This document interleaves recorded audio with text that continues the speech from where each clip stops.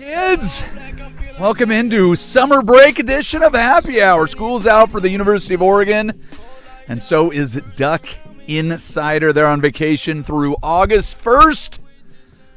So the Fan has you getting bonus hours all summer long on 105.1 The Fan and 1080 AM. If you're online at 1051thefan.com, Odyssey.com, the Odyssey app. If you're watching us on YouTube, you probably see me messing with the remote. Is it sacrilege to switch to Cubs, Rockies, instead of watching the second half of South Africa versus Mexico?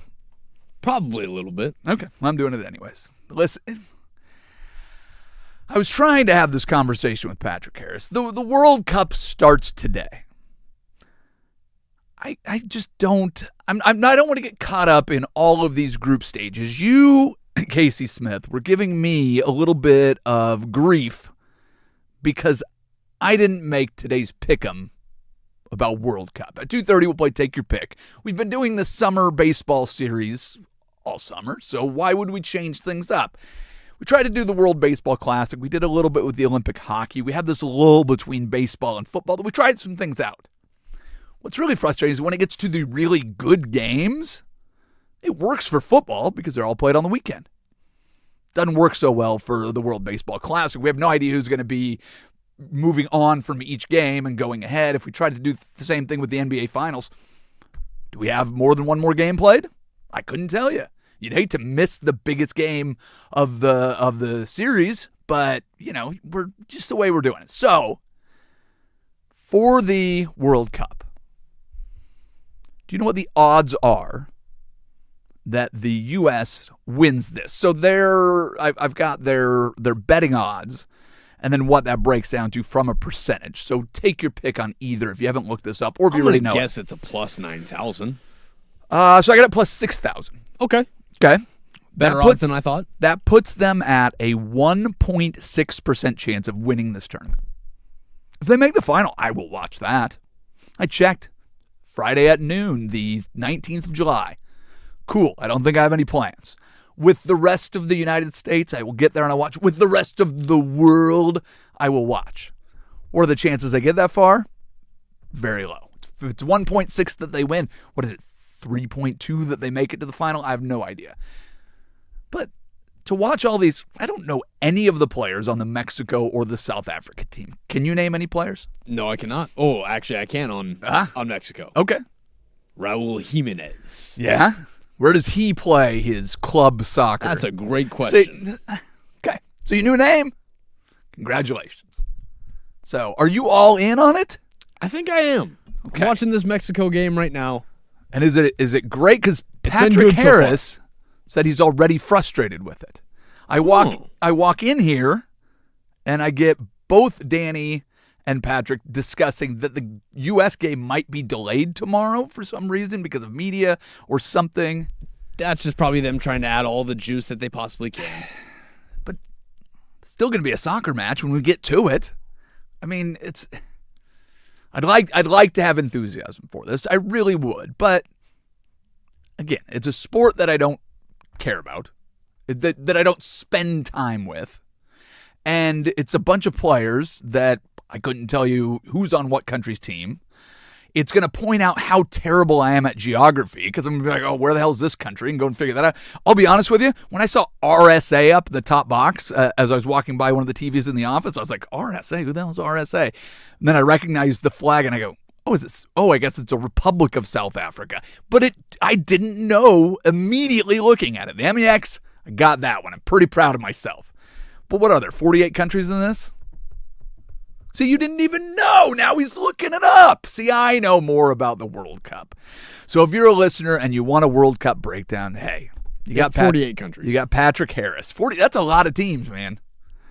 And a lot of them are going to be eliminated. And then we'll get in. They're trying to get it down to 16. They'll play in a bracket style. They'll be great moments, I'm sure. But they're going to be cool in highlights too. Somebody can tell me a quick version of the story, sitting down for 90 minutes and deciding which games to watch at this stage. I guess watching the U.S. games, what's their chances of getting out of their group? Who's in it with them? I believe they have a pretty good group. I am feeling that your claim of being all in on this is less accurate than you have led on. You have had to look up how many teams are playing, and then I think that maybe they're pretty good. So, yeah, USA is in Group D with Paraguay, Australia, and Turkey. I don't expect Australia or Turkey to be very good, but, again, any South American team, I'll usually take them over the U.S. Well, that seems like a fair way to do it. Let's take a look and see what the odds are then for Australia and Turkey to win. Do they have better odds? Are they more likely to win the World Cup than the U.S. based on the odds? I would doubt it. Okay, well, I'll pull up Australia. You go ahead and pull up Turkey and see what their odds are to win the World Cup. So Australia is, well, it says that now they're plus 800 to get out. So to win outright, plus 150,000. Is that right? That can't be right. To win outright, they are a plus 60,000. 0.2% implied probability. There you go. And So Turkey, they would be plus 6,600. So they're pretty close. A little bit closer, but still not as good of odds as they're basically right there with the U.S. Turkey at the bottom of the at the bottom of the barrel. So then we get out of this group. That doesn't put them in the 16, or that gives them a chance to be in the 16. Is that how it's working? I guess if you have 4 teams, each 16. I don't know how the math works on that. So we don't even know the format of this thing. I was hoping that you'd be a little more enthusiastic about this. You seem a little. There's a lot of groups. There's an I group. It's okay. And 48 teams. All right. So if your job here was to get me enthusiastic about the World Cup, because yesterday he gave me a little grief about it. So I did, and I was kind of giving Patrick a hard time because I flat out told him I don't care. And I felt like it hurt his little heart. Then he's expressed frustration about it. You gave me a little bit of a hard time yesterday. So I did look at it. I figured out when the final date was, just in case the U.S. makes it, but I'm not going to go and root for another country. This feels very much like one of those things where, listen, we're a very, very long shot in it. I mean, the insanity that would ensue. I mean, what you're seeing with the New York Knicks on the precipice of winning a championship for the first time in 53 years is bananas. If the U.S. made the final, it'd be that times a million, right? It'd be every country in the U.S.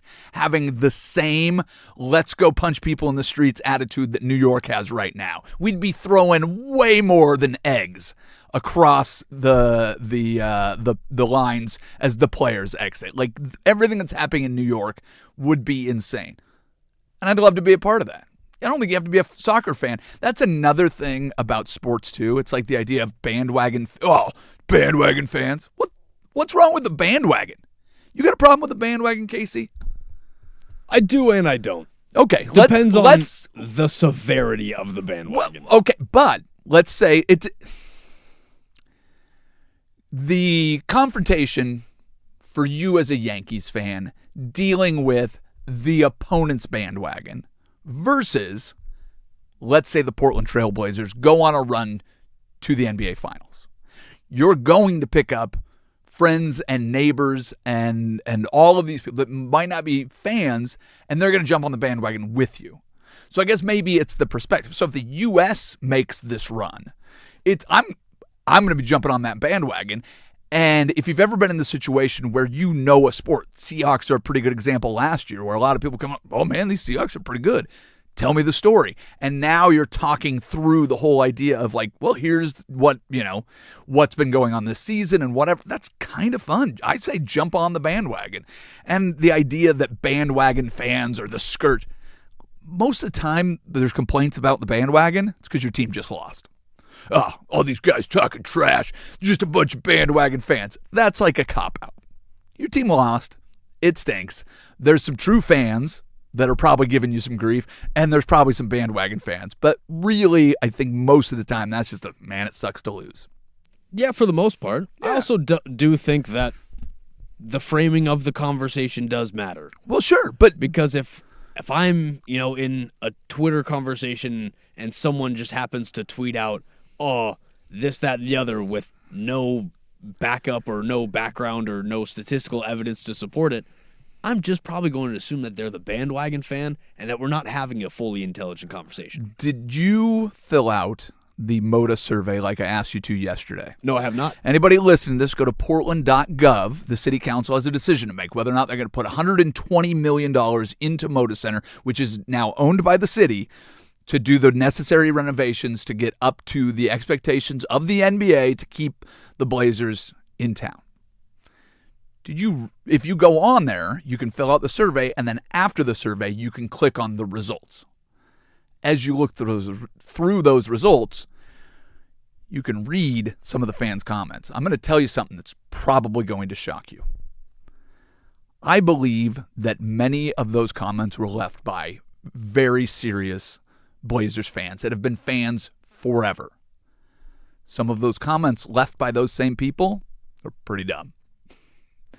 The idea that only bandwagon fans are stupid. You can be a fan of a team for 50 years, your entire life, and still be dumb. So that's not exclusive to the bandwagon fan. If the Team USA goes to the World Cup final, we will have an entire nation of bandwagon fans to go with the small select group of very serious soccer fans. There's a higher concentration of those in Portland, but there's going to be plenty of room on the bandwagon. The bandwagon is a great time. It's not very often in my life where I've got to jump onto the bandwagon. Usually I'm helping people up so they don't hit the tires on their way on. It's way more fun that way. Sitting there and watching a football game, and you have somebody walk into the room at Thanksgiving that has never watched a sport going, what's going on with this game? Oh, this is Josh Allen. This guy has been, and you start telling the story, and then you get that enthusiasm for sport that only unscripted theater can give you. It's a ton of fun. So I'm always for the bandwagon. And if you've got a problem with the bandwagon, it's probably because your team lost. That's pretty fair. Okay.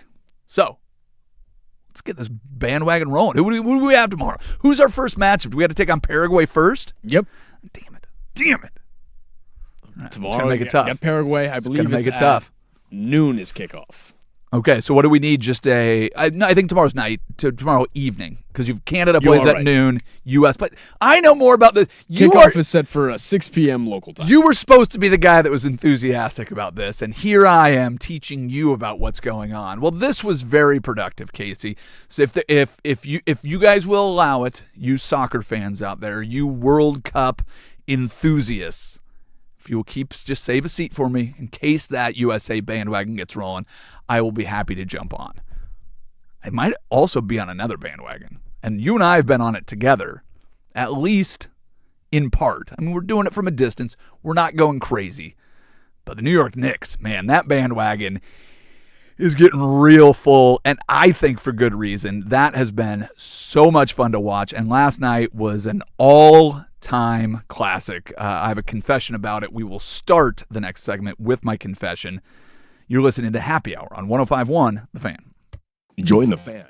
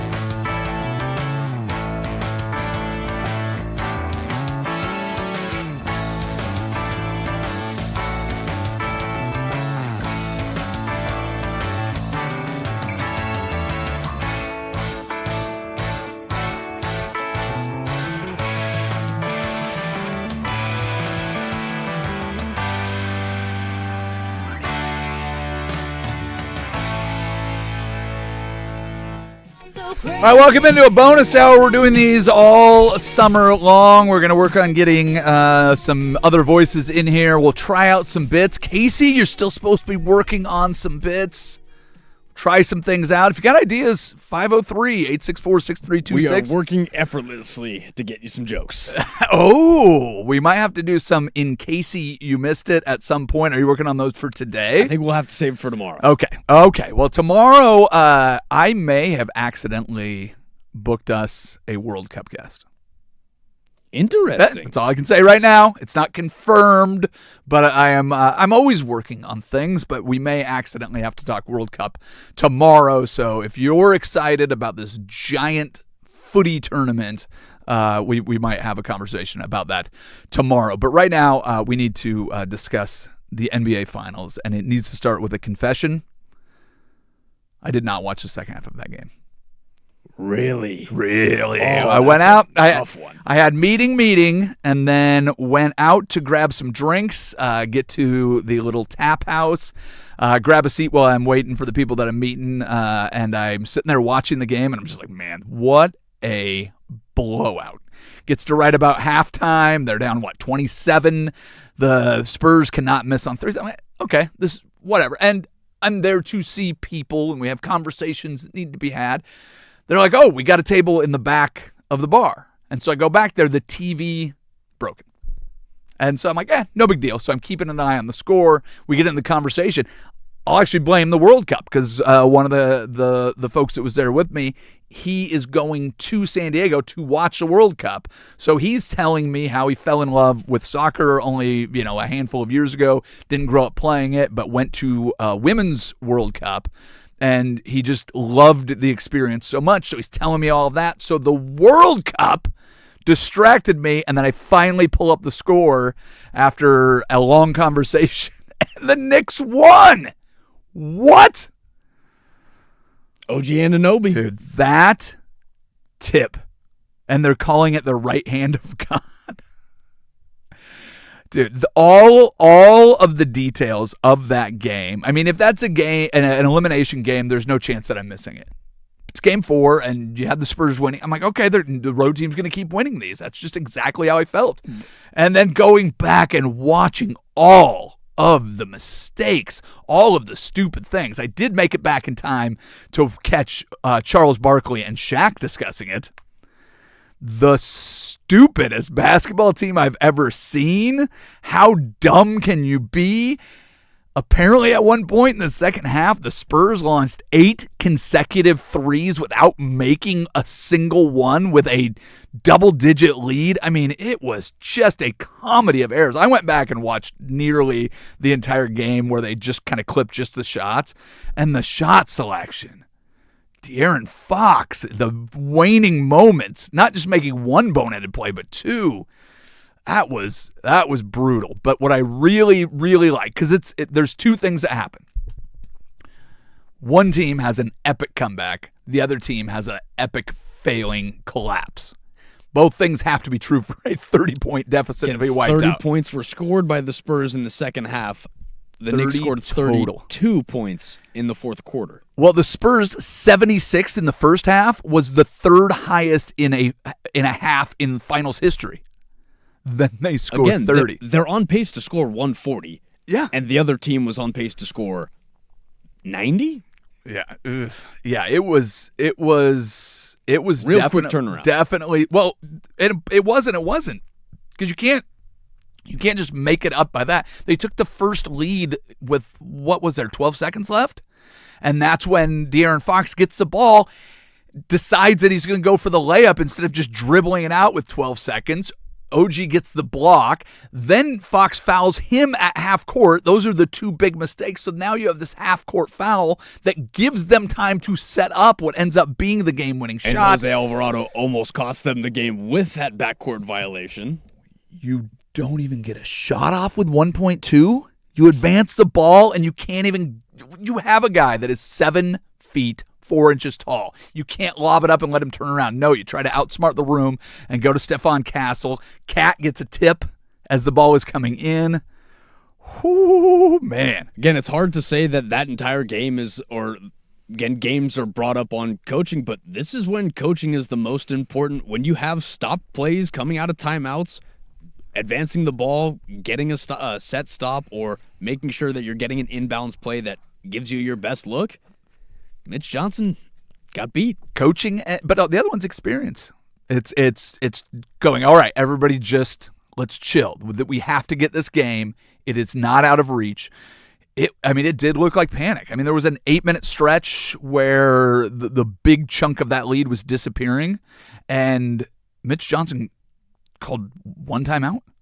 I mean, that is getting crushed today. So there's a lot of things that, can be picked apart in it, and it's a microcosm of basketball, right? I mean, if one team can get a 27-point lead in the first half, the other team can overcome it. These are the two teams that have made it this far. They have done it winning a lot of different ways. But that one was, you could just see it slipping out of their hands. You could see them pressing, like just even going back and watching individual plays. But that tip back goes in.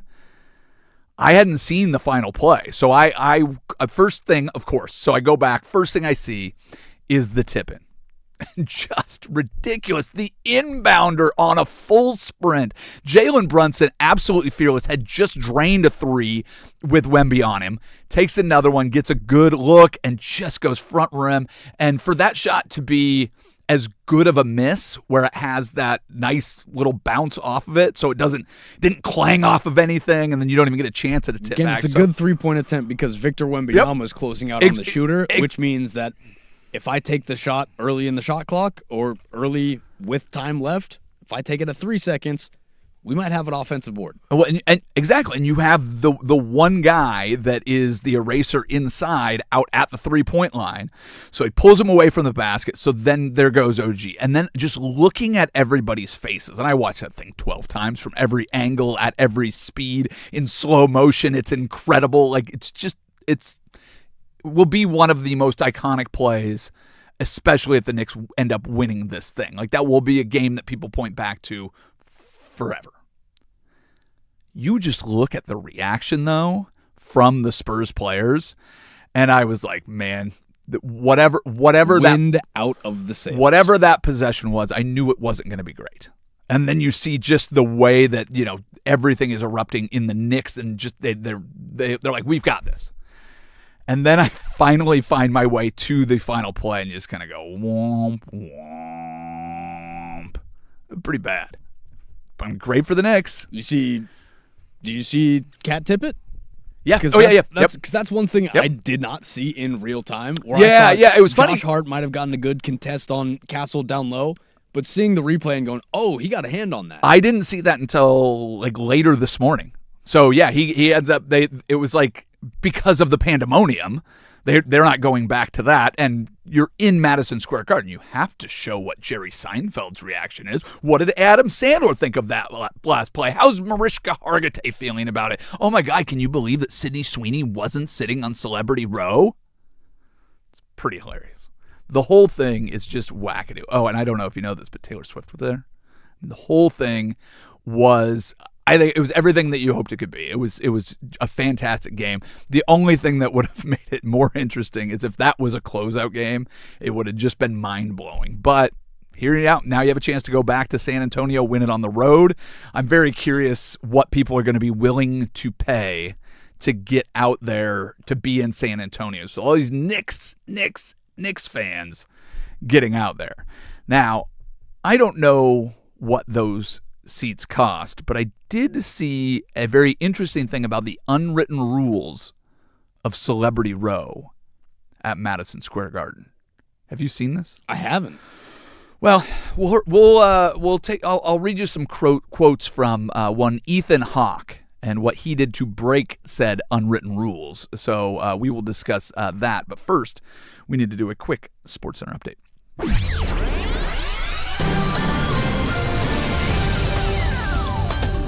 First on the Fan, Florida has unveiled the most expensive renovation in college sports history. I'll let you take a stab at it because I know we like to guess on this show. So this is... By comparison, Northwestern is currently building an $862 million stadium And Penn State is renovating its own stadium for $700 million. How much do you think Florida is paying to renovate their stadium? I'm going to say a cool $1 billion. $1.45 billion. So $1.5 billion. The school's projected investment for renovating Ben Hill Griffin Stadium is set at $1.45 billion. The university announced in a message from the Board of Trustees Chairman Maury Hosseini on Thursday, June 11th. Can you repeat that for anybody that is on the Portland City Council that is upset about the $120 that they're going to have to contribute on this? How much for a college football stadium that does not host concerts, that does not have a WNBA team that is sharing it with them, that does not have family fun events that go on throughout the year? So it's not doing 190 events like Moda Center. How much is Florida paying for their 8 home football games every year? $1.45 billion. The initial proposal back in 2018 was listed at just, take a guess? Just $1 billion. $400 million. Whoa! Inflation, dude. Holy cow. But rising costs coupled with University of Florida's efforts to maintain the stadium's historical aspects raised the total price. The amount of money that these universities have makes my brain hurt. It's insanity. I genuinely cannot wrap my head around it. I do not understand it at all. And for more sports scores and stories in 30 minutes, I'm Casey Smith from the George McCoy at Warren Allen Sports Desk. Hurt, missing work? Insurance companies acting like jerks? Don't call your mom. Call George McCoy at warrenallen.com. The home of the firm of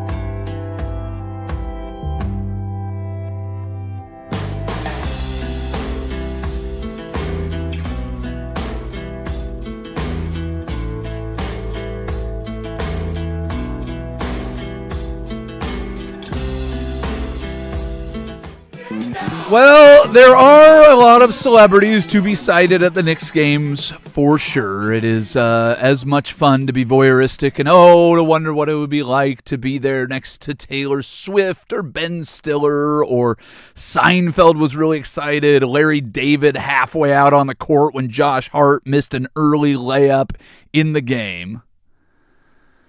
But did you know that there are secret, unwritten rules to get at least some of those special celebrity seats at Madison Square Garden?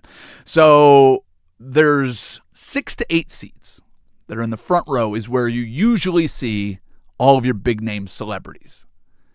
Are you aware that those seats are actually invite-only seats? I did not know that. So they are not purchased tickets. Madison Square Garden holds those seats and invites fans based on a set of rules. One, they have to be a Knicks fan. So if you are known to be a Knicks fan, and you are an A-list celebrity, that's why Timothée Chalamet and Stiller are often sitting in the same spot, but not always sitting on the same spot. Those are not season tickets. What's that? Spike Lee. Spike Lee is another one, but you've seen them all kind of jumbled up together too. So what they do is they actually hold these seats and they get in there, but they make rules, one of which is you're not allowed to leave the game regardless if it's a blowout in either direction. So what is her name? Emily Ratajkowski. I know, but it's more fun to make fun of how many consonants there are in it. But Ratajkowski, so she went to the game, blowout, she takes off. She's off the list. So you are required to stay to the game the entire time. The other caveat is you need to be camera ready. Like, you are there to help promote Madison Square Garden, which makes sense, right? If you are one of the arena ticket sales people or whatever, part of the magic of going there is you're going to have these A-list celebrities. So you need to be ready to be on camera, show everybody what a great place it is, how cool everything is, and you need to be ready to cheer for the Knicks. So if you do not follow that rule, you can be eliminated. So they want to have not only you in your seat the entire time, you'll get extra access around the arena where you can get special entrances and you can get other ways into the arena and you get all these VIP perks, but you need to show up and do your part. Be a beautiful celebrity. Here's the other rule that Ethan Hawke revealed on a 2018 episode of the Bill Simmons podcast, and why he's not welcome back. You're not allowed at any point to criticize the Knicks. So if you publicly disparage the team, the front office, any of their decisions. And there's the Dolan of it all. I'll give you the quote. So this is Ethan Hawke. He said, they'd always hook me up, and then I call up one time and they said, that'll be $7,800. I was like, why is this the first time you guys are charging me? And they said, you should have thought of that before you went on the Jimmy Fallon show to talk about one of their coaching moves that he did not agree with. And he was like, wow, this is real. So if you go publicly and disparage the Knicks, that privilege will be revoked. When was the last time you seen Ethan Hawke at a Knicks game? I don't think I have. Yeah. So there are only a few of these invite seats. So there was more celebrities that you saw that were kind of outside of that area, and you wonder why they couldn't get those front row seats. They hold on to those. So those are not purchased tickets. They want to get big names out there, and they want to get everybody out there just to make it a spectacle. How James Dolan is that? That's very Dolan. I don't think he's wrong.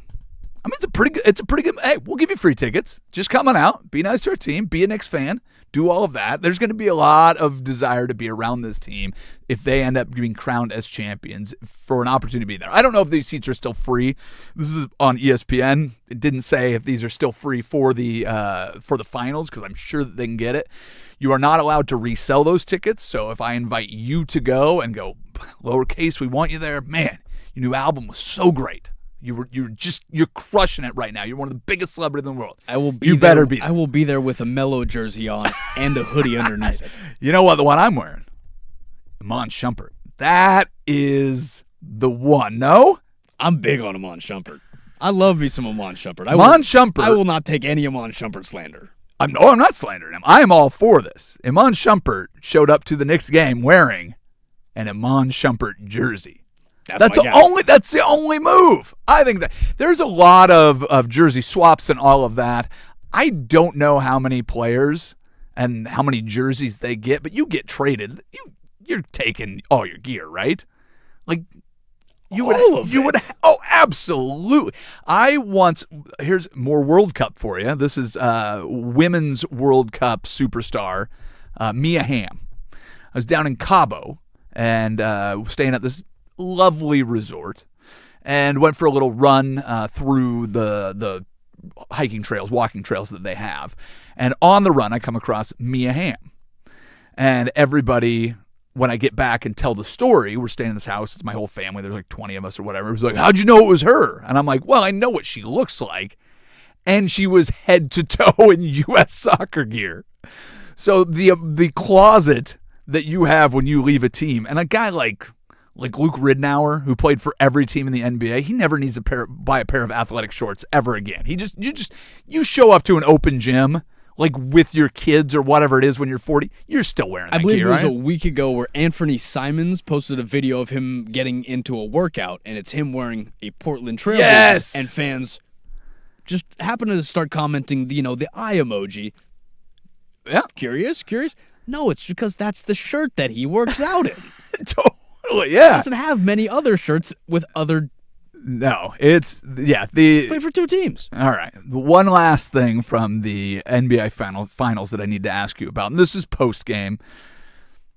I've been critical of Wemby on this show, but more so, and I think I tried to articulate it yesterday, it's the way that media is covering. Happened again this morning. Wembanyama, Spurs fail to finish... Like, the whole team failed to finish that game. De'Aaron Fox might be the first guy that I point out, but maybe required that Julian Champagnie was 1 of 7.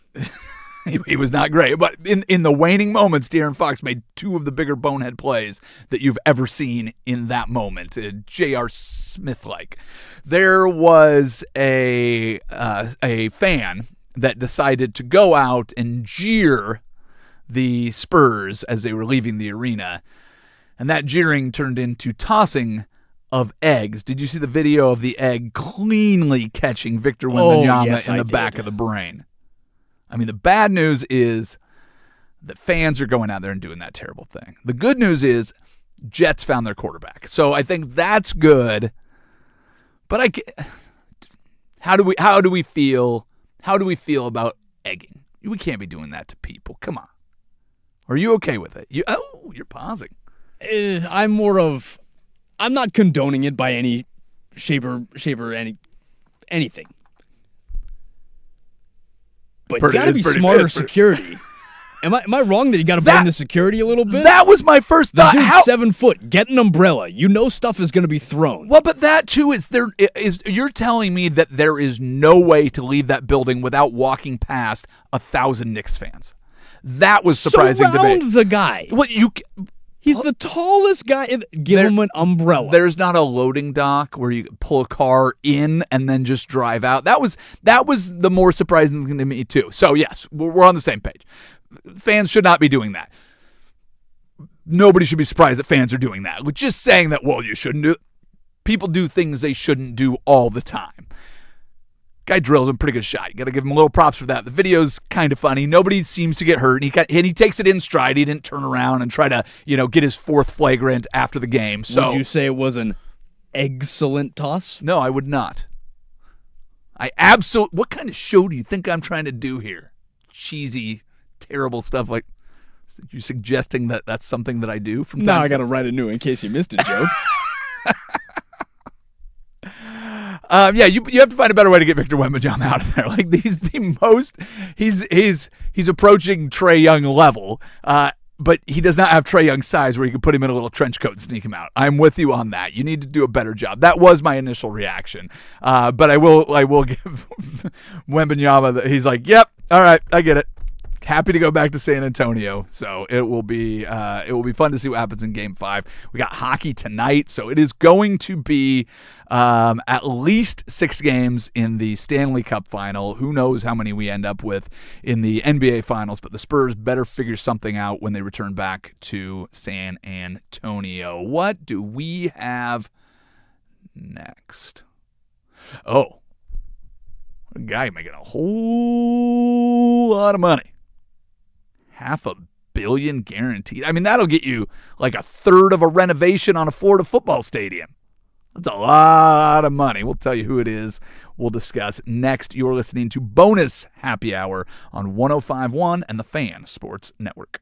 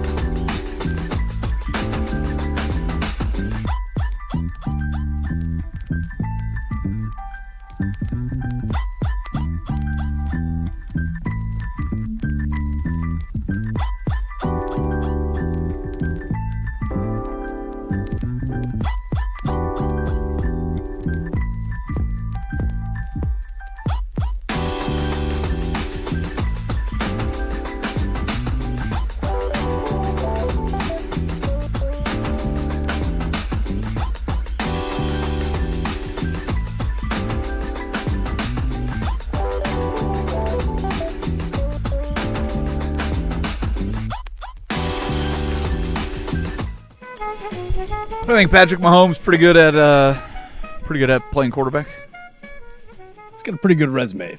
Well, that resume just got him a contract extension that puts his guaranteed money through 2033 at $504.75 million. He's going to be paid an average of $64 million per year. Now, I heard a conversation about this earlier that was interesting, and I don't know how all of this works. And I'm not going to pretend that I do, because the contract that we see and the numbers that get reported are the numbers that people want to be reported. He has made some concessions to make sure that he has a team-friendly contract to make sure other guys get paid over time. And at least the conversation that I listened to from multiple sources basically said that this is what they felt like they owed him. So a lot of the reaction initially was, man, his best years are behind him. He's starting to get injured. That team is going to degenerate around him. Do you trust that this contract stays the way that it is through 2033? Because I don't. Contracts are getting reworked all the time. Joe Burrow had his reworked earlier this week to clear up $10 million in cap space to make sure that they could get players and take care of their new guys that they got, like Lawrence and whoever around the team. So, that being said, it's a lot of money. He has made the Kansas City Chiefs a lot of money. He has brought them all the prestige, all the glory, all the trophies, everything that you could need. They are the crown jewel in the NFL right now, even though they missed the playoffs for the first time in ever. They've got Andy Reid. They've got Patrick Mahomes. You feel like they have a chance to bounce back this year. I don't know what your thought is on that initially, because they didn't really do too many things to me that were eye-popping. Their secondary ended up going to Los Angeles, which was among the best. So I thought they drafted pretty well. Drafts, a few pieces. Drafts are a little harder to read, yep. but it doesn't feel like they were super aggressive. I think they like 100%. What they have, and you go out there, but would you be surprised if they ended up right back in the thick of the AFC playoff race and near the top? Not be surprised. So having Patrick Mahomes just gives you that kind of confidence. And like I said, the conversation was, this is $500 million. It was probably already agreed to. And making sure that he gets his guaranteed money for being willing to go and rework those deals. What interests me is I found this article as I was kind of digging on it. In the last 8 years, minus a momentary dip in 2020 during the COVID season, you have seen an extreme escalation of the amount of money that is going to the top 50 highest paid athletes in the world. It has gone in 8 years from $2.6 billion that was being paid out to the top 50 athletes in the world, and it now sits, this is before Patrick Mahomes, this is before anything has really happened in the first half of this year, it has gone up to $4.2 billion at the end of 2025. This is an article that was written in May 22nd, so it has not caught up with any of the new money that we've really seen in the last couple weeks, so it's pretty accurate. Do you care to guess? And this is on and off the field. I've got both numbers, so I can give you the total and all that. I assume you know who the highest paid athlete in the world is. Is it Ronaldo? It is Ronaldo. Okay. Do you know what his on-field... So he makes $300 million per year. Is that accurate? That can't be accurate. That's not per year. $300 million? Okay, let me look at this. I need to look at this a little bit closer. So this is what he is being expected to say. The leading for the fourth straight year with an estimated $300 million, equaling the best year ever measured by Forbes. So in the best year that he had, made $300 million. His base salary is roughly $245 million a year. Yes. That's just to play. He has an additional $65 million off the field. He gets paid, and he's playing for what? That Saudi league? Is that where he's at right now? I believe so. Yeah. $235 million just to play, and another 65. Yeah, Al Nassr is his team. Yeah. I thought boxing was gone. The number 2 on the list is Canelo Alvarez. $170 million. Yep. Lionel Messi, $140 million. 70 on the field, 70 off the field. LeBron James, care to guess what kind of money he's making? I'm going to guess it's in the 4s. No, he's making $138 million per year. This is just on the court? This is 52 on the court, 85 off the court. Shohei Ohtani is listed as 2.6 on the field, $125 million off the field. I mean, it is staggering to look at the kind of money that is at the top level athletes. So my question for you, seeing what Patrick Mahomes got, seeing what Shohei Ohtani, I can't imagine how much money he has made for the Dodgers. They've got back-to-back World Series. They are officially a global brand. I mean, his jersey has to be worn across the planet at this point. So just in the obvious places, it's making the Dodgers probably already what they've invested throughout the whole, what is it, a 10-year contract? So my question, is it worth it? To have one of these big names, is Patrick Mahomes worth $500 million? In total, I think the Chiefs have already paid him another $190 million, so he has now been paid almost $700 million by the Chiefs. I want to say yeah, because it seems that these organizations are continuously making their money back on these players. It certainly does. It's These are great investments.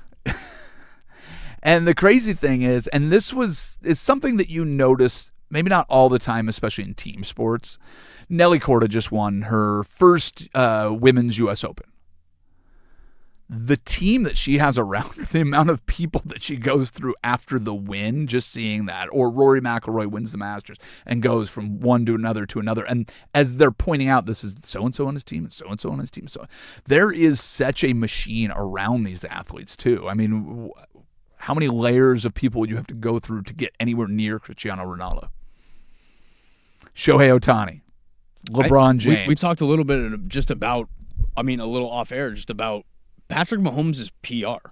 The fact that we don't hear any stories about Patrick Mahomes, the person, but everyone around him, we hear all of the stories. Yeah, his brother, his wife, his wife, his dad. Yep. But him, the player, the person, the entity, the brand, we don't talk the corporation. Yeah, I mean you wonder where this is going to stop growing. I mean, that you get an 11% growth on the salary cap in the NFL every year. This will probably end up looking like a pretty good deal down the road.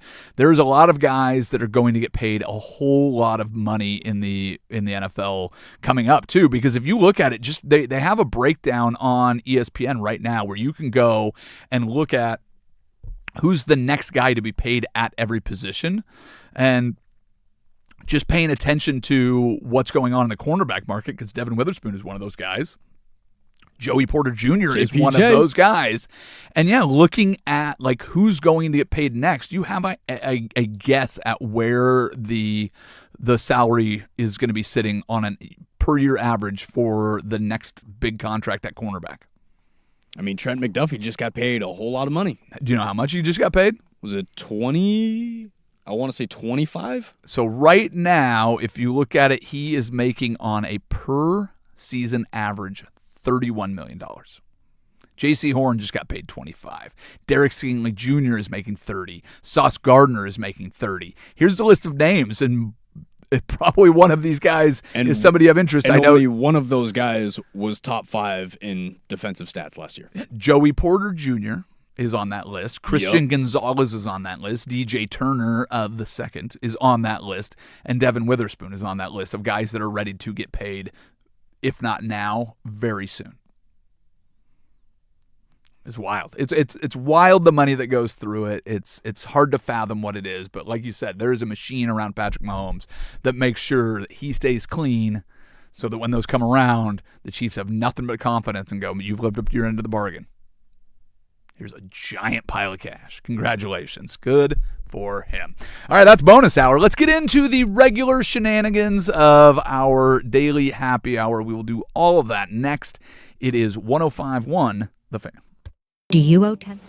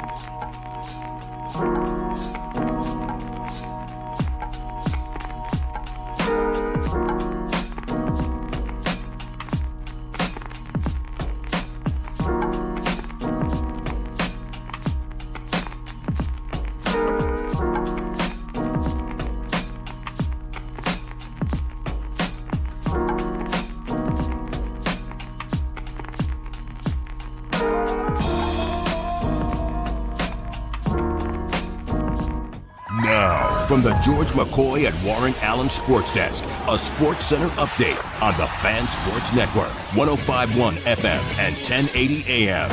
First on The Fan, the New York Knicks took Game 4 of the NBA Finals with the greatest comeback in NBA Finals history. Knicks rallied back from a 29-point deficit in the second half as OG Anunoby's putback tip-in with 1.2 seconds remaining lifted the Knicks to victory 107-106 over San Antonio in Game 4. Knicks now up 3-1 in the series with the chance to clinch the Larry O'Brien Trophy for the first time in 53 years, as you can catch Game 5 this Saturday right here on the Fan Sports Network. Game 5 of the Stanley Cup Final is tonight as we are all knotted up in the series at 2-2. The Carolina Hurricanes come into tonight's contest as 1.5 goal betting favorites as we get set for a 5 p.m. puck drop in Raleigh. Over to the WNBA as your Portland Fire are back in action tonight, hosting Asia Wilson and the Las Vegas Aces inside the Moda Center. Fire come into the contest as 9.5-point underdogs, as you can catch all of tonight's coverage over on 9:10 a.m. when pregame starts at 6:45. And finally, your World Cup opening match kicked off today as Mexico, they're up 2-0 in extra stoppage time versus South Africa inside the historic Estadio Azteca in Mexico City. And for more sports scores and stories in 30 minutes, I'm Lowercase from the George McCoy at Warren Allen Sports Desk. Hurt, missing work, insurance companies acting like jerks. Don't call your mom, call George McCoy at WarrenAllen.com. The Fan is live on YouTube.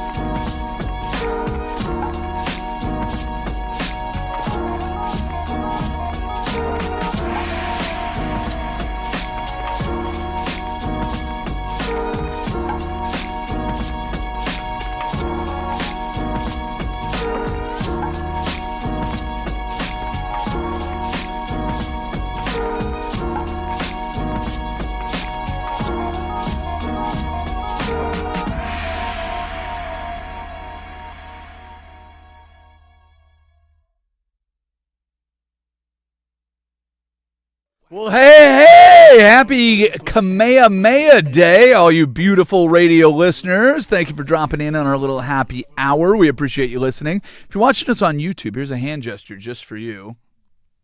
You're welcome.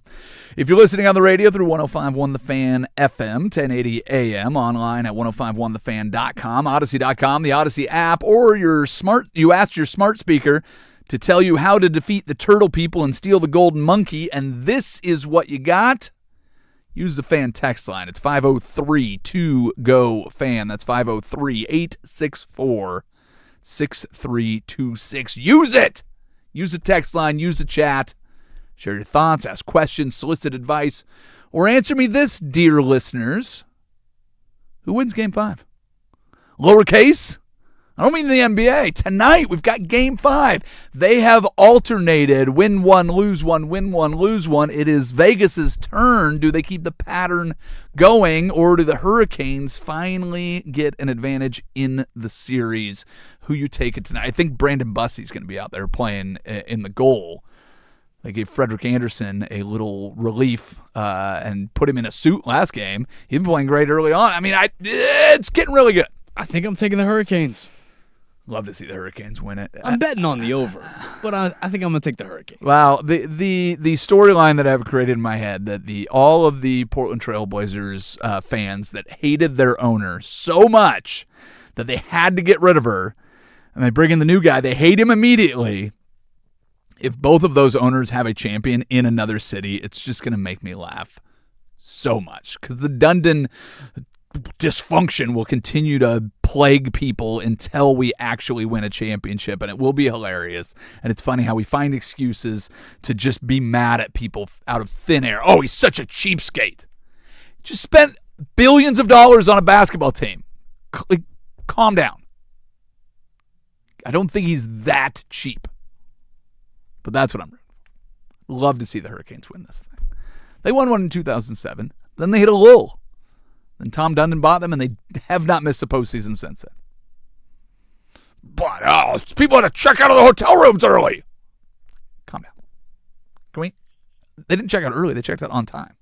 Not like they put them up in a different hotel overnight. Just, can we mellow? Again, optics aren't great. Go win games. Well, again, they haven't played a game.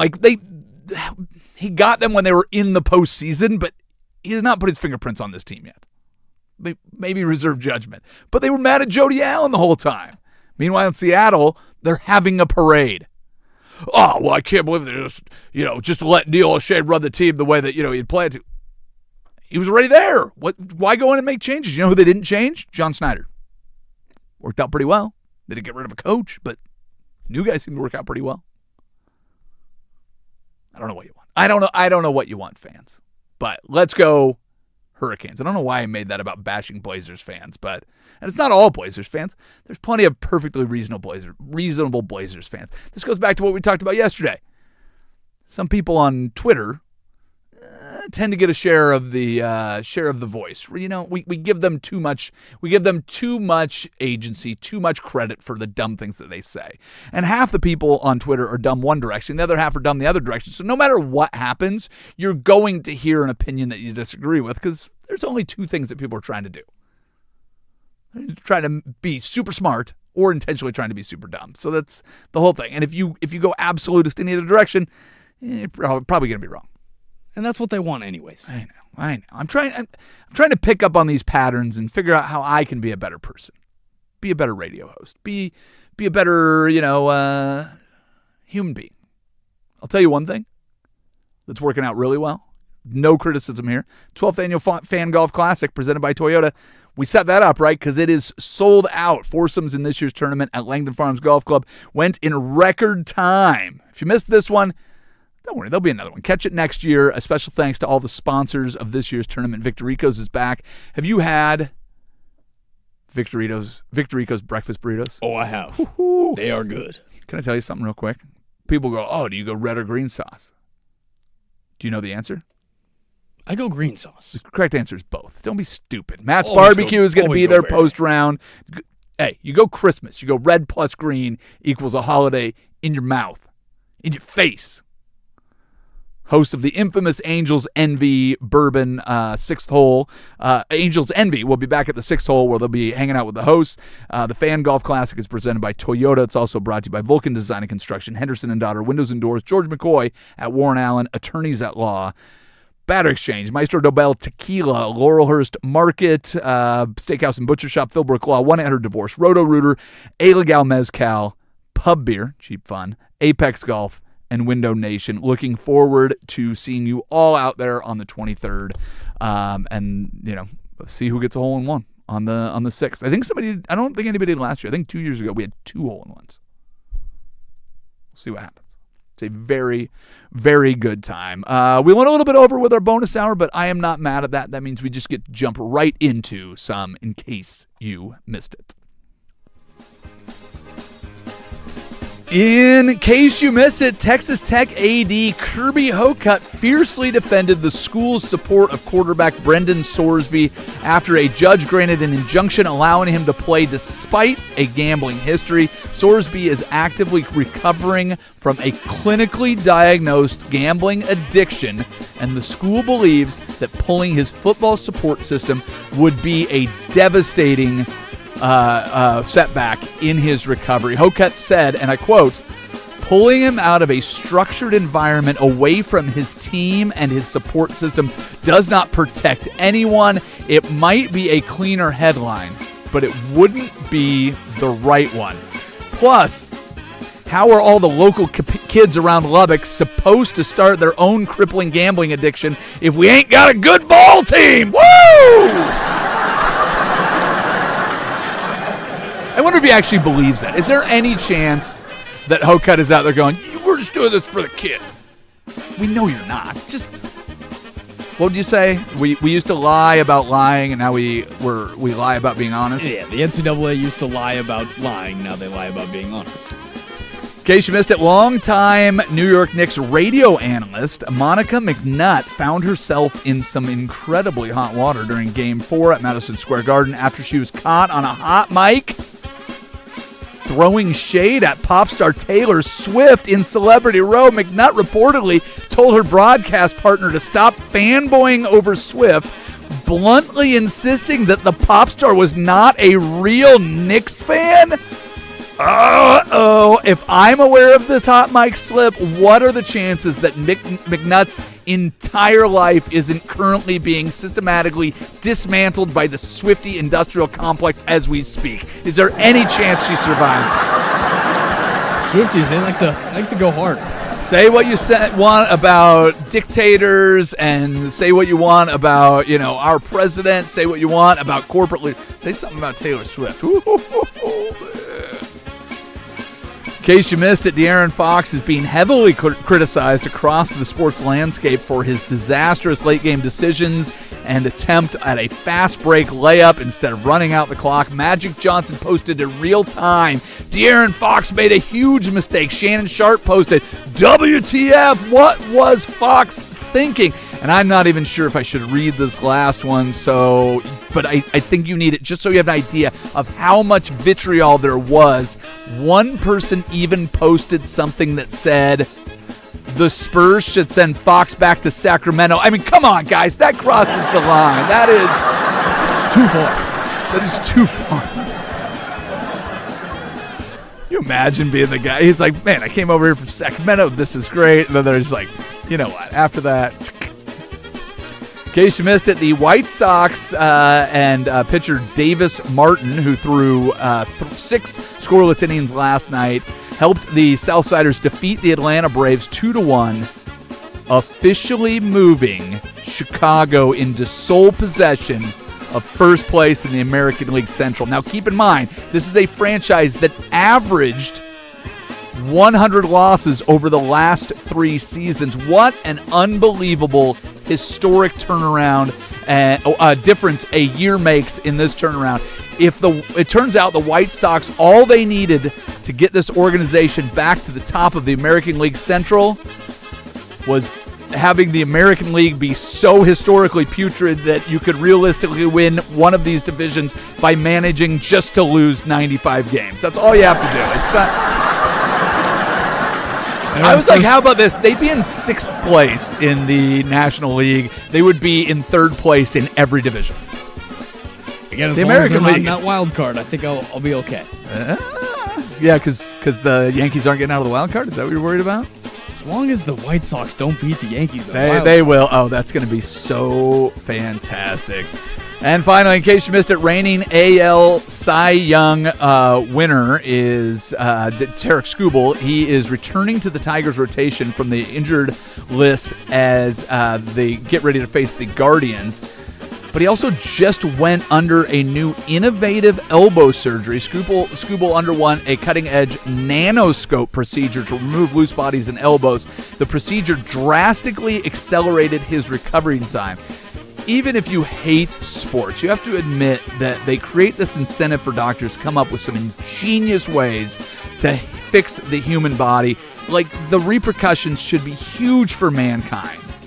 None of us normies that are too weak to throw a slider that has any action on it, but we'll never be able to afford these. But it's pretty nice to see that these guys that can actually throw hard get to have these cool surgeries. I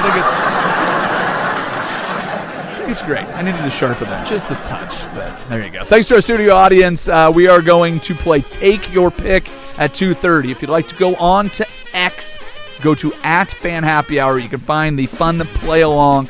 We're going to pick weekend series like we're going to all baseball season long. So we'll do that at 2:30. But right now we need to get into the Daily Buzz. Tough one for the Mariners last night. Bad news for the Braves, more than just the loss.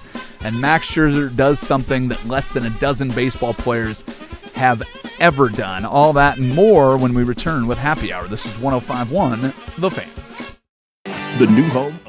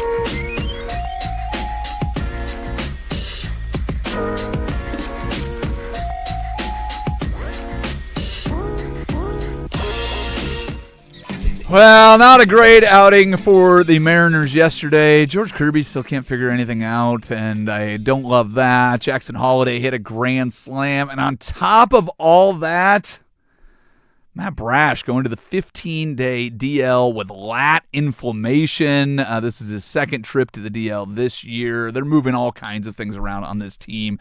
Domingo Gonzalez is recalled from AAA to come up and fill Brash's spot. Miles Mastrobuoni was reinstated from the 60-day DL. Ryan Bliss is optioned back to Tacoma, and Josifer Zuleta is designated for assignment. So all kinds of things going on with your Seattle Mariners. The big question, though, is they have one more game tonight against the Orioles. What are they going to do?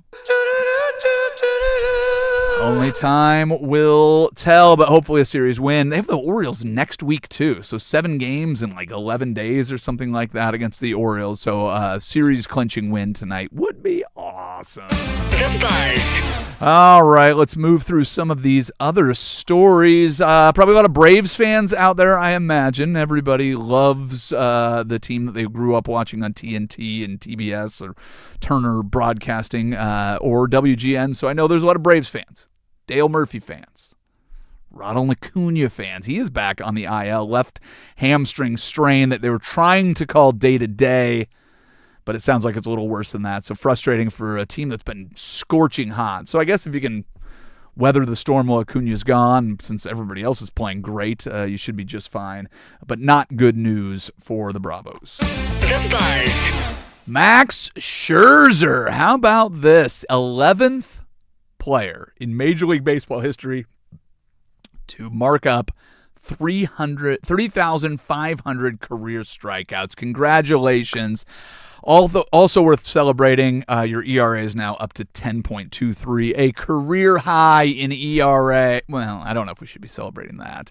But Max Scherzer has been kind of dealing with injuries all year, gets back out there, and has not been great. But neither have the Blue Jays. So very curious. Do you think the Blue Jays have a chance to turn things around, or the Yankees and the Rays putting too much space between the rest of that division? It feels kind of like that. I think they're starting to put a lot of space. Yeah, that's not good. But hey, congratulations, dude. Less than a dozen people have thrown as well as you have in the history of baseball. Like, that is probably a good one to just tip your cap right off into the sunset. You had a great career. Maybe. Played for a really bad Nationals team. He did. And, well, I mean, he was on the team when they won the World Series. Yes, he was. Yeah, so, I mean, he played for a really good Nationals team, too, that was in that season, was really bad for like the first third of that season, and then caught fire. So you've got all of the accolades you could hope for. You got really close last year. Maybe the Blue Jays will turn around. Maybe it'll be a deadline acquisition. But if your ERA is 10, I think this is. He also was stuck in Detroit for a little bit too long. Well, yeah.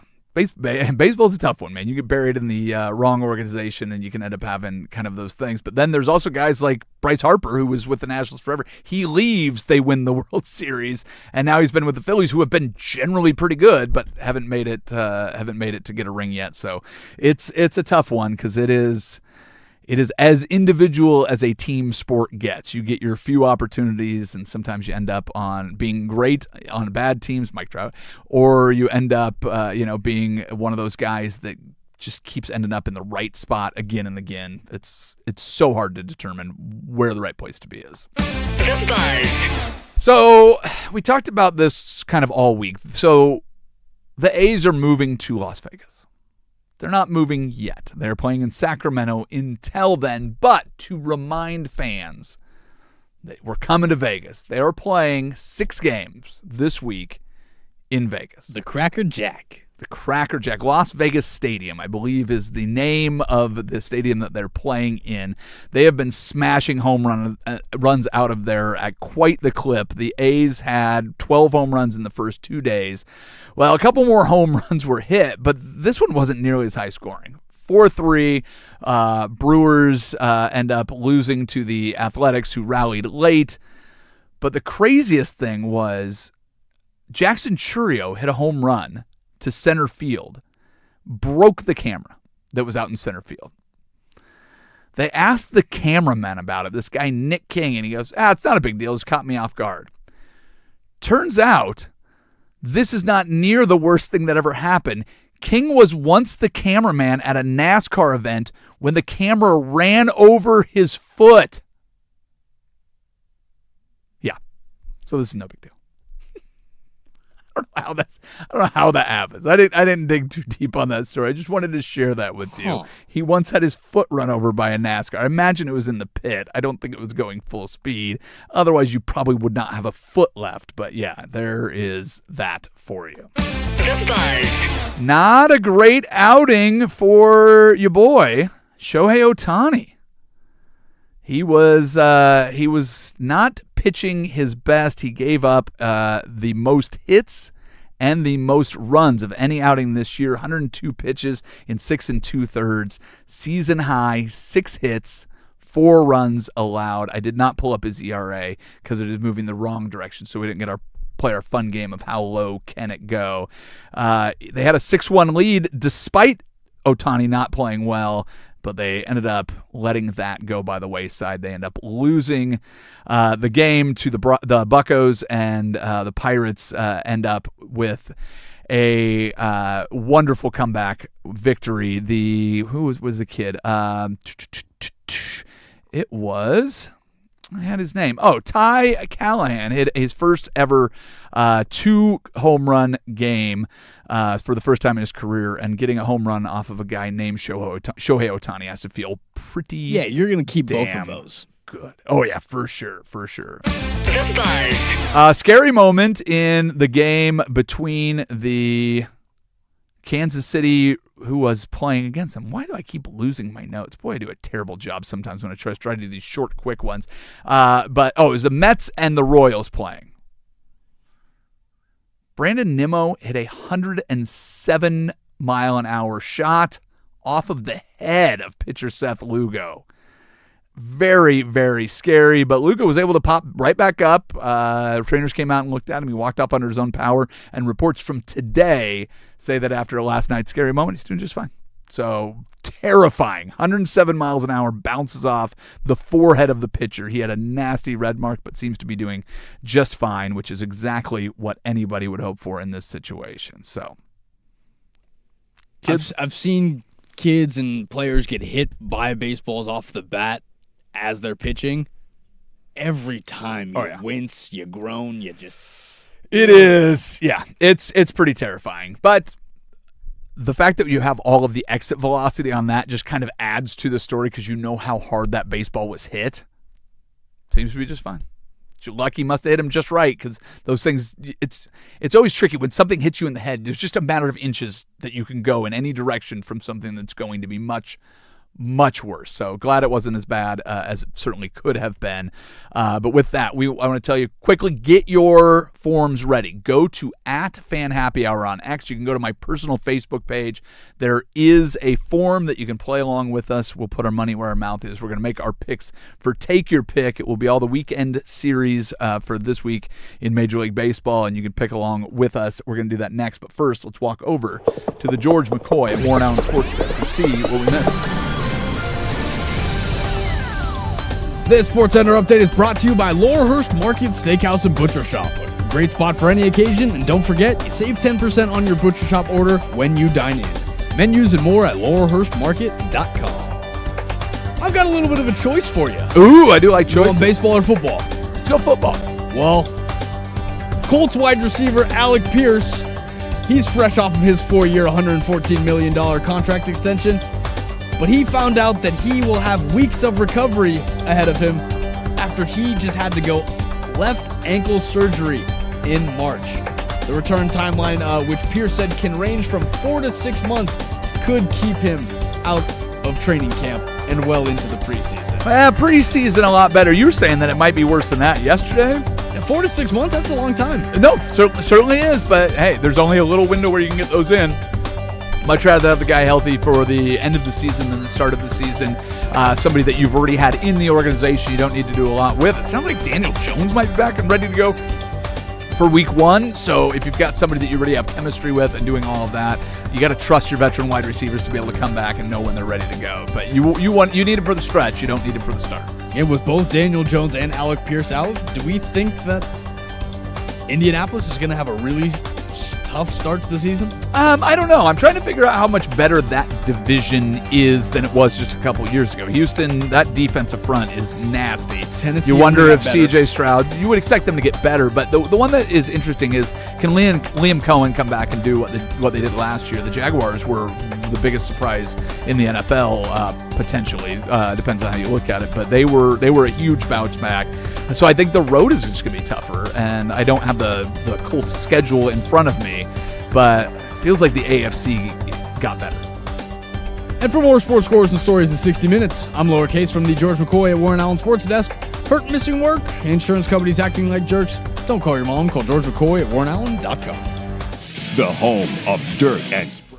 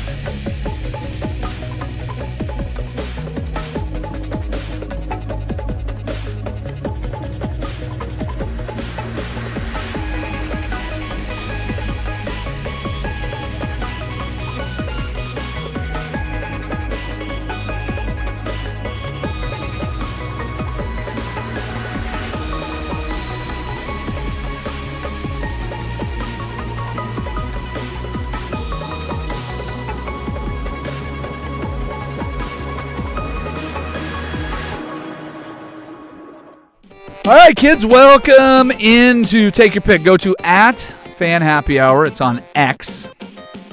You can find the form. You fill out your picks for the weekend series. You win, we'll invite you on the show. You can join us next Thursday. Carrie won last week, but I think Carrie works at a school, and I believe today is the last day of school for a lot of kids in Oregon. We've got to wait another 2 weeks almost before school's done in Clark County. We've got the 22nd. Tell me how dumb this is. 22nd of June is the last day of school, which means you have a 3-day weekend followed by a half day for the last day of school. I mean, come on. You get Juneteenth off, you get the long weekend, then come back on the 22nd for a half day. Why come back? That's what I'm saying. I couldn't tell you. Just to irritate parents, irritate kids. That's a terrible strategy. I'm telling you, all I know is that's what they're doing. I couldn't tell you why they're doing it. I also have text messages. There's a whole thing about lacrosse versus flag football, and they might be getting rid of lacrosse at the high school level that has been around for 15 years because a couple parents are asking why there's not a flag football team for girls. I'm not super excited. Because of money. Well, yeah, because of money? Most likely because there's not enough funding for all of the sports, so you have to pick one. Yeah, I understand that, but why would you pick one that no one is playing right now versus one that has been established and you already have it? That's what I'm saying. Now I think I have to have a fight about lacrosse, which I never thought I would say, but I might have to be fighting a school district about lacrosse, and that's a thing that is coming up. Never thought I would have to get to this point, but as I understand it, I'm looking at some notes from a friend of mine who's one of the coaches at the high school level, and she played at the high school level, and all right. Half day after a 3-day weekend for the last day of school. I'm sorry, what are we learning? What are we learning on the last day of school? A big old woosah. Is that what we need? All right. I do want to get into Take Your Pick, but that was the thing that was happening. Fair. Very fair. Marlins are at the Pirates.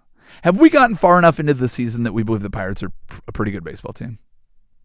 They're sitting a couple games over 500. They're 7 games back of the division because the Brewers are a good baseball team. I'm pretty well convinced of that. Pat Murphy. Jordan Walker and the St. Louis Cardinals, they seem to be a good baseball team. I don't know what Walker did in the offseason, but he figured something out. And there's all this talk of going to like hitting...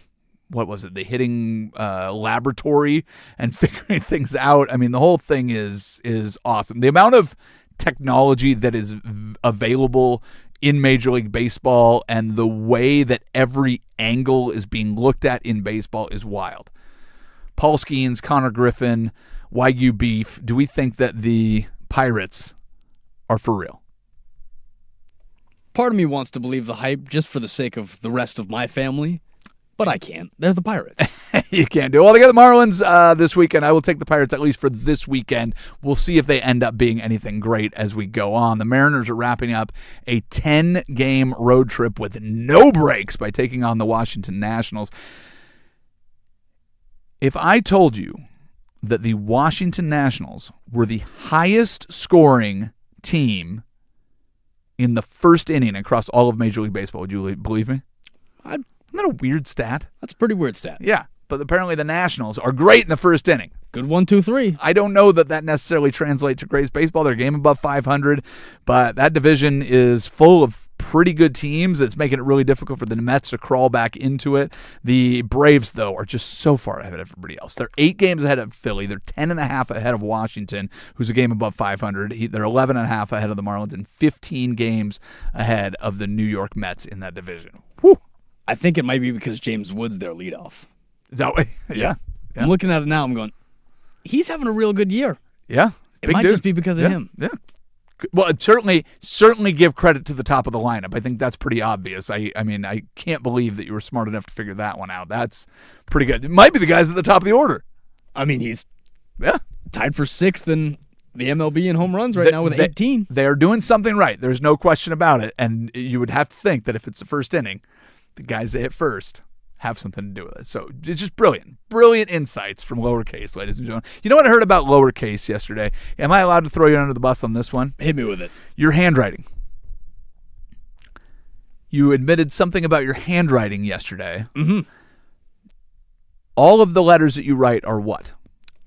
Uppercase. Okay. Just wanted to make sure that everybody knew this. Lowercase may not even know how to use lowercase letters.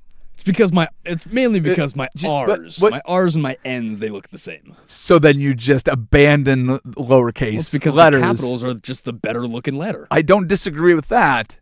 Your nickname and your music alter ego is lowercase. Okay, just making sure that we're on the same page for that. Padres at Orioles this weekend.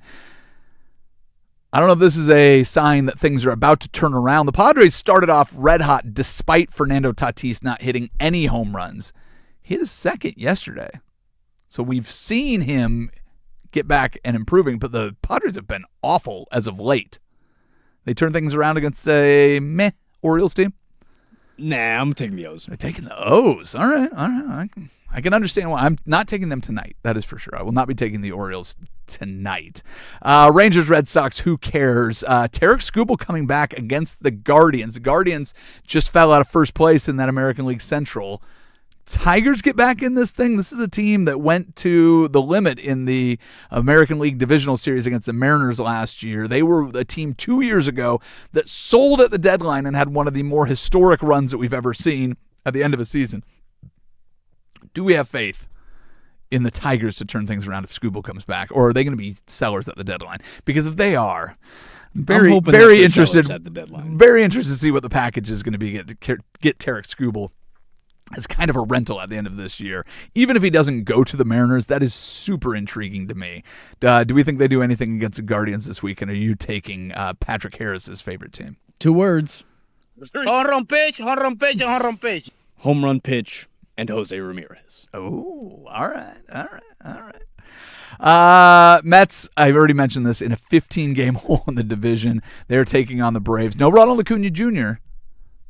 All Braves? Matt Olson still swinging it.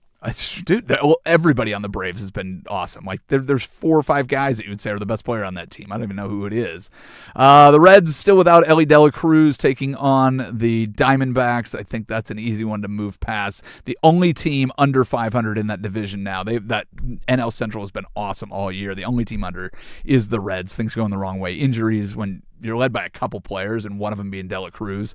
Not a good person to be missing. Your Yankees taking on the Blue Jays. Give me a reason why the Blue Jays win this series. I know you're not picking them, but I want to hear from your brain. Anthony Volpe strikes out 8 times and has 3 errors. That turns into 4 unearned runs. Did you already do Volpe bashing earlier today on What the else throne? do I have with the Yankees? Well, They're a beautiful team on paper, except for at that number 6 position. Okay, but you've got the rest of your team, so you're going to give all of the blame to one dude. You why just they said lose. why? I was just asking. Toronto's only chance of winning is if Volpe does Volpe things. Otherwise, the Yankees are running away with it. Because the Blue Jays rotation, other than Scherzer, starting to come together a little bit. So that's where it makes things interesting. Bellinger, Ben Rice, Caballero, Austin Wells. Might be 7 home runs. Who's the kid? Spencer Jones? Is that the guy that came up?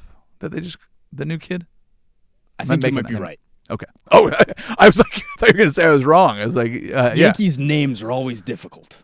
Really? Why? They all sound the same. Oh, fair enough. All just generic guys. Like you're like, oh, Jeter, that's unique. And then one Caballero, where you're like, hey, yeah, Caballero. 2 of the better teams in the National League. Phillies at Brewers. I know that you love Pat Murphy. I know that you love pocket pancakes. Going Brewers? Yeah, I'm going Brewers. All right. Well, your soon-to-be favorite team, White Sox, hosting the Dodgers on the south side of Chicago. South side? Or are you willing to take the White Sox? Are you actively rooting against the White Sox, especially with the absence of Murakami, so that you don't have to accidentally become a White Sox fan? I'm kind of hoping that they just outright take over the division. And just run away with it? Again, wild card was the bet. If they win the division, I'll be okay. Well, but if they win head-to-head in a series, I thought was the bet. It doesn't have to be the wild card series. They have to match up in the postseason, and the White Sox have to best the See, now you're changing. No. You're telling me if they meet in the American League Championship and I'm forced series, to choose between Murakami or Aaron Judge? No. You can root for the Yankees in that series, but if the White Sox beat the Yankees in a postseason matchup, not a game, the series, then you go White Sox. Who's playing at shortstop? You said it has to be Volpe, and you said it has to be his fault. You're putting in all these caveats. Let's go Caballero. I'm not trying to give up my Yankee fandom. Yeah, you probably should at some point. All right, so I had this conversation earlier today. This is the one that we'll wrap things up on. The Cubs right now are getting hot. They're beating the Rockies 9-2. They had this they were very erratic to start the season. They had a couple 10-win series or 10-game winning streaks earlier in the season. They just went on this historically terrible run. They dropped out of first place of the division. Now they're trying to get hot again. But the team that they're playing against is confusing to me. I thought if you were a Giants fan, you would have some excitement. They put up next to no runs to start the season, and they have been putting up double-digit runs. I counted in the last 3 weeks, they have put up 6 10-plus run outings. Andy Dirt Johnson, Giants fan. How about those Giants? He's like, just because of last night. I know they've been putting up runs. He's like, 2 games. They've got 12 and an 8. He got mad at me for asking about the Giants. It feels like the Giants have turned the corner and played some better baseball. I don't know why he's so upset. Listen, they're 5-5 in the last 10 games. I realize that does not put them on a hot streak, but at least they can put up some runs. Should be at least somewhat entertaining to watch. Are you with Dirt that they suck and they're going to be terrible regardless of what they do in individual games? Or is this going to be a fun series? Because right now you've seen a lot of fun without a lot of great results from the Cubs. They are exactly 500 on the season.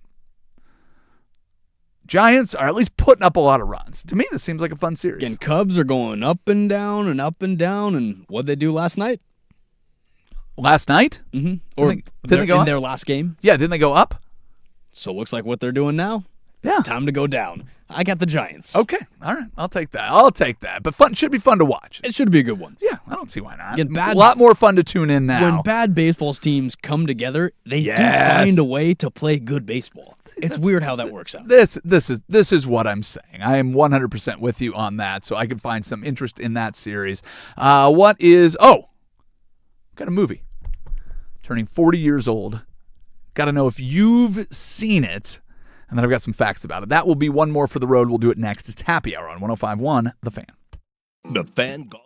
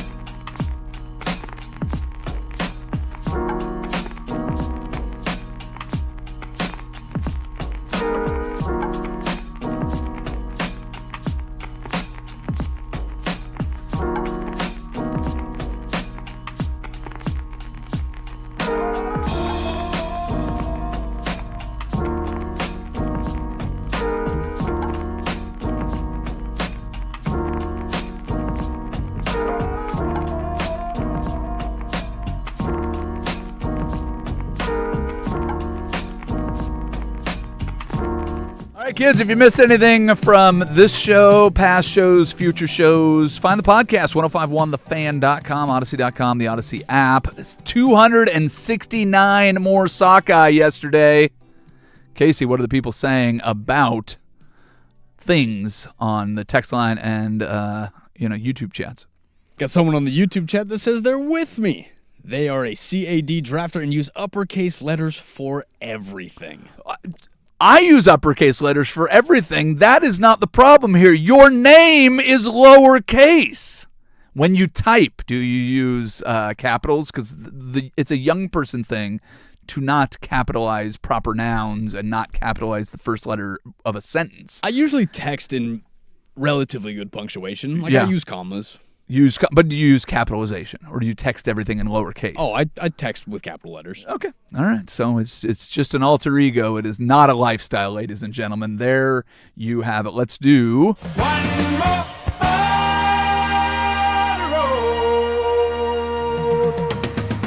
Happy 40th birthday to Ferris Bueller's Day Off. Tell me, please, lowercase. Many a time. Okay, fantastic. I think you always surprise me, have always surprised me by the amount of culture that you got from the 70s, 80s, and 90s. Choice. Hey, I got, which I have always appreciated, so I kind of assumed that you had. I've got a handful of fun facts here about Ferris Bueller's Day Off for you. We'll try to get to a couple of these real quick. Ferris Bueller was almost cast as as a different actor.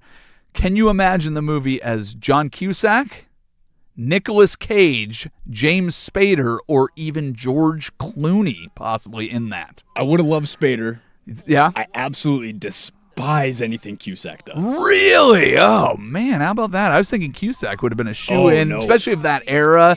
Ben Stein, who, of course, plays the teacher in that movie, almost not on camera. But when they brought him in to be the boring teacher, they found him so entertaining that they had to use him in the movie. The Ferrari in that movie, not a real Ferrari. It was a prop department made it to look like a Ferrari, and they actually jumped on a real float in a real parade to shoot that scene. That's all you need to know. Big thank you to Lowercase. Thank you to everybody that listened. And, of course, thank you, Isaac Ropp. We're all done for now. Bye-bye.